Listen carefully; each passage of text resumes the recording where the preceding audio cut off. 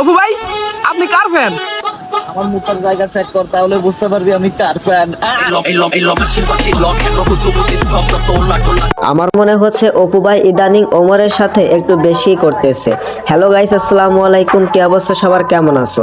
তো গাইস, বর্তমানে টিকটকে ঢুকলেই শুধু দেখি কন্ট্রোভার্সি।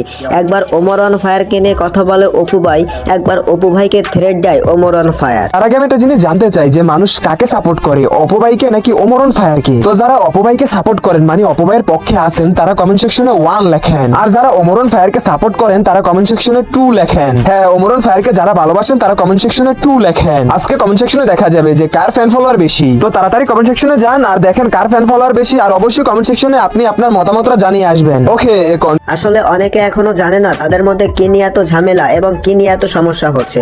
অনেকে মনে করে অপু ভাইয়ের হয়তো ভিউ কমে গেছে আর তার ফেমাসিটি কমে গেছে, যার কারণে ওমর অন ফায়ারকে নিয়ে কথা বলে সে আবারও ট্রেন্ডিং এ আসতে যাচ্ছে। আসলে বর্তমানে অপু ভাই যেগুলো করতেছে এইগুলো দেখলে যে কেউ বলবে অপু ভাই লাইক কমেন্ট পাওয়ার জন্য এইগুলো করতেছে। কারণ কিছুদিন আগে অপু ভাই একটা ভিডিও আপলোড করে এবং সেই ভিডিওটাতে অপু ভাই বলে তার ওই ভিডিওটাতে যদি 5 মিলিয়ন ভিউ হয় তাহলে সে ওমর অন ফায়ারকে ব্র্যান্ড বলে মেনে নিবে এবং সে তার কাছে ক্ষমা চাইবে। তো গাইস, যদিও অপু ভাই ওমরের সাথে এই ঝামেলাগুলো করতেছে ভিউ পাওয়ার জন্য, তবুও এর পিছনে রয়েছে অন্য আরেকটা কারণ, সেটা এখন তোমাদেরকে আমি জানাবো। আসলে তাদের মধ্যে প্রথম ঝামেলাটা শুরু হয় 2025 সালের শুরুতে।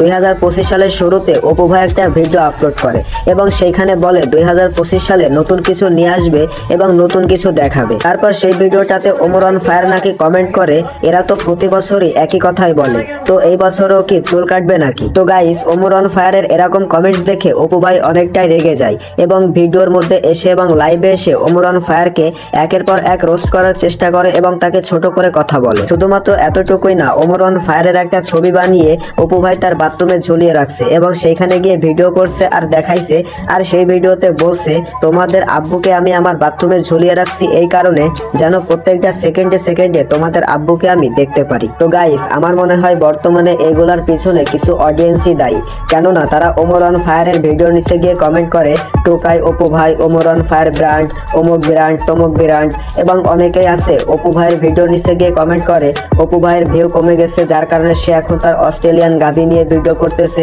এবং সেই ভিডিওতে অনেকে কমেন্ট করে ওমর অন ফায়ার ব্র্যান্ড।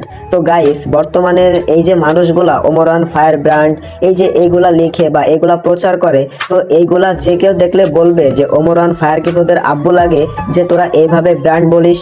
তো তার কারণে বর্তমানে অপু ভাইকে বলতে দেখা যায় যে সে সবসময় বলতেছে যে তোমাদের আব্বুকে তো ঝোলাই দিছি, তোমার আব্বুকে তো বাথরুমে ঝোলাই দিছি।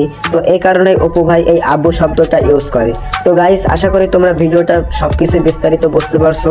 তো আজকের ভিডিওটা এই পর্যন্তই। তো সবাই ভালো থাকবা, সুস্থ থাকবা, আর তোমার মূল্যবান মতামতটা অবশ্যই কমেন্টস করে জানিয়ে যাবা।